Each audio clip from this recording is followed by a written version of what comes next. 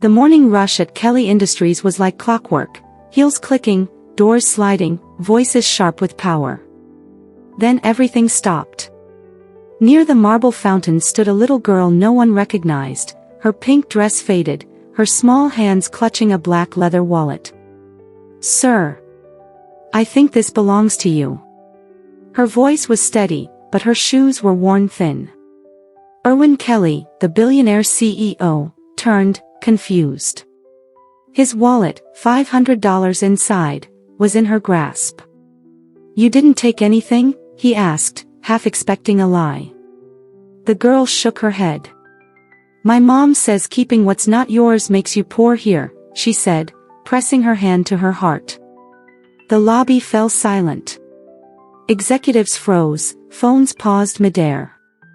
In that single moment, surrounded by marble and money, a man who had lost faith in goodness met a child who still believed in it.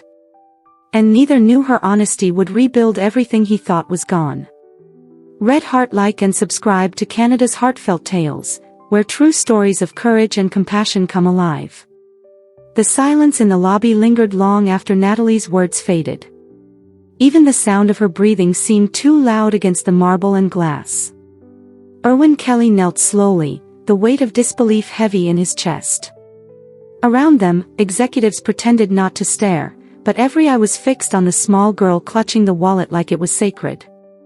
He took it from her hands and opened it carefully. Every dollar. Every card. Nothing missing. His voice was barely a whisper. "You came all the way here to give this back?"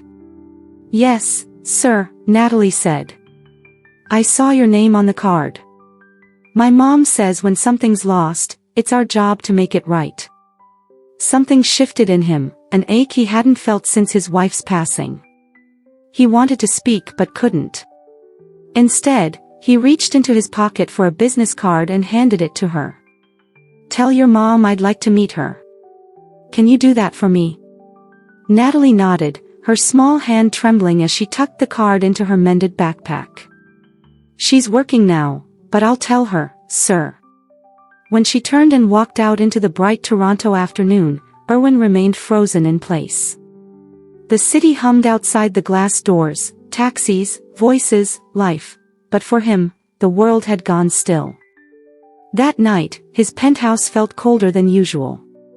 He poured himself a glass of whiskey and stared out at the skyline, remembering the girl's steady voice. Her words echoed through the silence. "Mom taught me not to keep what isn't mine." He didn't know it yet, but that sentence was about to rebuild the life he thought was over. The next day, Michelle Hughes stood in her tiny kitchen, her hands raw from scrubbing.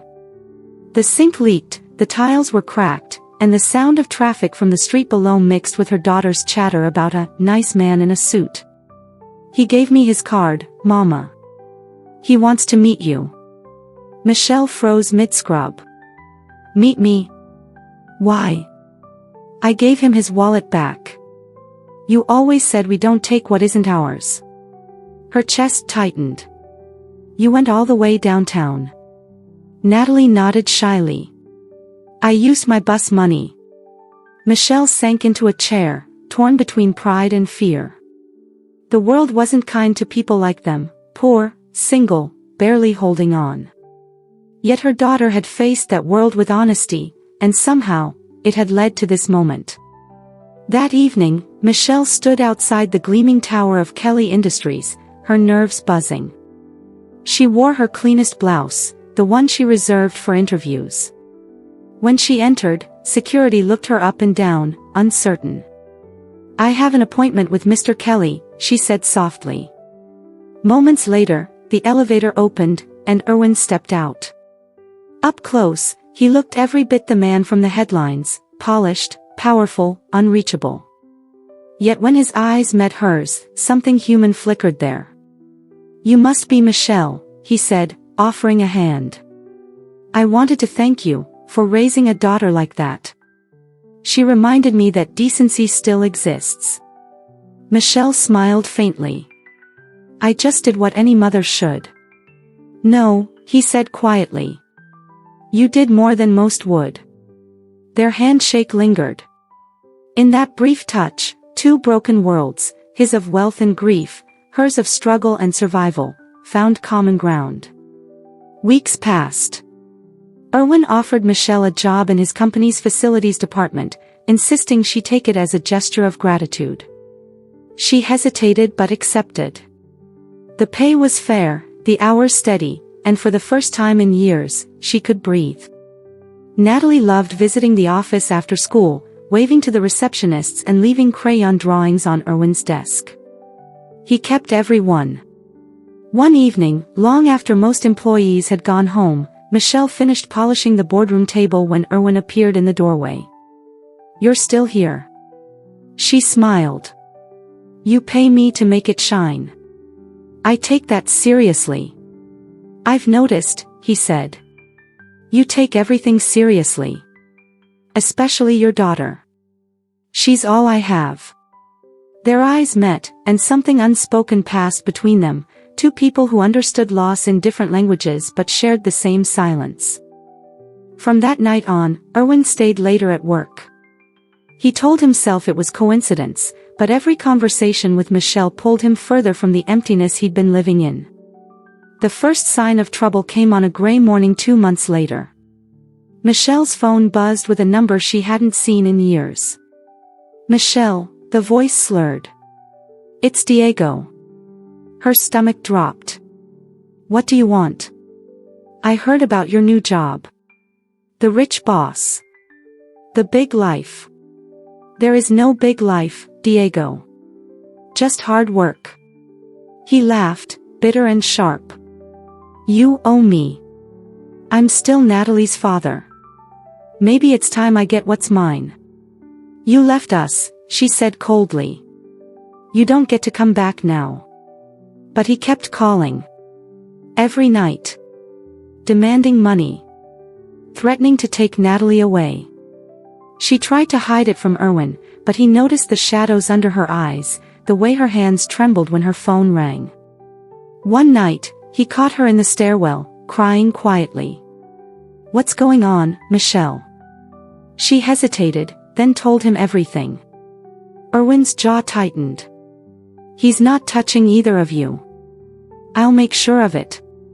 He called his lawyers that same night. What followed was a battle neither of them had prepared for. Diego filed for custody, claiming Michelle's relationship with her boss was inappropriate. The court sessions were brutal. Reporters lingered outside, hungry for scandal. Michelle sat in the courtroom, her hands clasped around a trembling Natalie, while Erwin's lawyers tore through Diego's lies one by one, his debts, his arrests, his absence. When the judge asked to speak with Natalie privately, everyone held their breath. The little girl sat straight in her chair, her voice soft but certain. "That man never came to see me. Mr. Kelly helps me with homework. He reads me bedtime stories. He's my family." Erwin looked down, blinking back tears. The courtroom was silent. The judge ruled swiftly, full custody to Michelle, permanent restraining order against Diego. But victory didn't erase the fear. The man they defeated had nothing left to lose. 3 weeks later, on a bright Sunday afternoon, Erwin took Michelle and Natalie to the lakeside park. The sky stretched blue and endless above them. Children laughed in the distance. Natalie's yellow sundress fluttered as she ran ahead chasing seagulls. Erwin turned to Michelle, smiling. "You know, she's faster than half my board members." Michelle laughed, brushing a strand of hair from her face. "She gets it from you." He was about to reply when her laughter stopped. Her eyes fixed on something beyond him. 50 meters ahead, a man stepped from behind a tree, unshaven, wild-eyed, gripping a flask. "Diego." "Michelle." Erwin shouted, but she was already running. Diego lunged, grabbing Natalie by the arm. "You think you can take my daughter from me?" he snarled. "Let me go," she screamed, her voice cutting through the park. Erwin sprinted forward, his footsteps pounding against the pavement. "Let her go." Diego dragged Natalie toward the parking lot, but his drunken grip faltered as Erwin collided with him, knocking him to the ground. The wallet that had started it all flew from Erwin's pocket, skidding across the pavement. "Call the police!" Erwin shouted. Michelle's trembling hands fumbled for her phone as bystanders gathered. Diego swung wildly, his fist catching Erwin's shoulder. "You stole my life," he roared. "I saved it," Erwin growled, pinning him down. "You threw it away." Sirens wailed in the distance. The crowd parted as officers rushed forward, pulling Diego up and cuffing him. Natalie clung to Michelle, sobbing. "Mama, he tried to take me." "He can't, baby. Not anymore." As the police car doors slammed shut, Diego glared through the window, his anger replaced by something smaller, fear. For once, he couldn't buy his way out, lie his way out, or run. That night, the house was quiet except for the soft hum of rain. Natalie slept between Michelle and Erwin, her hand resting on his chest. He watched her breathe, her trust a fragile gift he would never take for granted. "Do you think it's finally over?" Michelle whispered. "It's over," Erwin said. "And tomorrow, we start new." The next morning, he made good on that promise.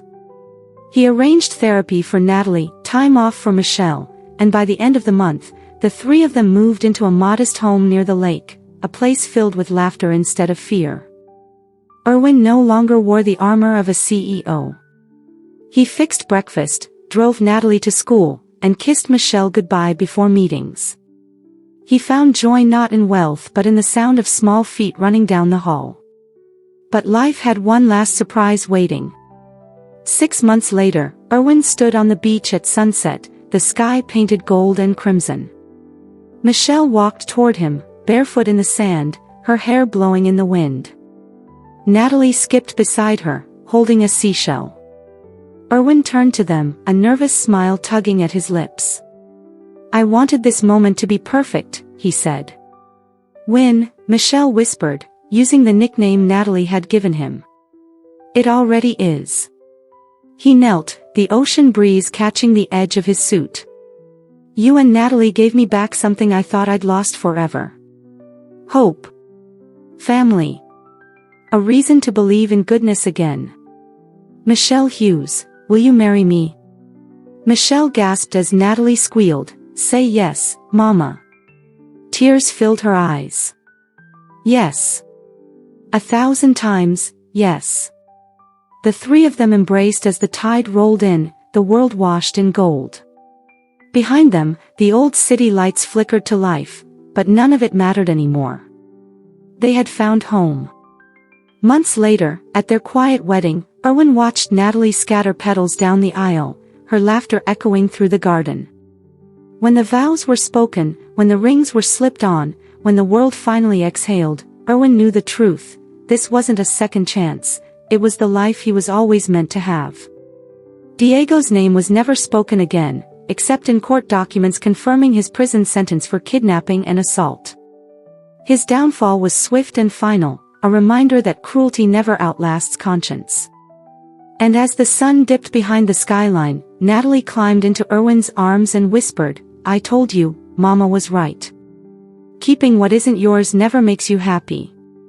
Erwin smiled, holding her close. "And giving back what's right," he said softly, "can change everything." The camera would linger there, the three of them silhouetted against the fading light, the sound of waves and laughter blending into one simple truth: honesty builds what greed destroys. And just before the screen faded to black, the narrator's voice would return, low and steady. Sometimes the smallest act of goodness can rewrite an entire life. Months passed, and life at the Kelly home settled into a quiet rhythm of laughter, work, and second chances. Erwin no longer counted his worth in numbers but in mornings shared over coffee, in the sound of Natalie's giggles drifting through the hallway, in Michelle's calm smile when the world outside felt too heavy. What once was a life of meetings and deadlines had turned into something far more valuable: peace. One evening, as twilight wrapped the lake in soft gold, Erwin stood by the porch watching Natalie chase fireflies. She turned and waved, her laughter carrying through the warm air. Michelle stepped beside him, resting her head on his shoulder. Neither spoke. They didn't need to. Everything that mattered was right there: honesty, love, and a future rebuilt from truth. The camera would fade slowly on that image, a family formed not by wealth, but by courage, the courage to do what's right even when no one is watching. Because sometimes, one small act of integrity can start an entire lifetime of healing. Red Heart, if this story touched your heart, please like, share, and subscribe to Canada's Heartfelt Tales, where true stories of change, compassion, and courage remind us that doing good always finds its way back home.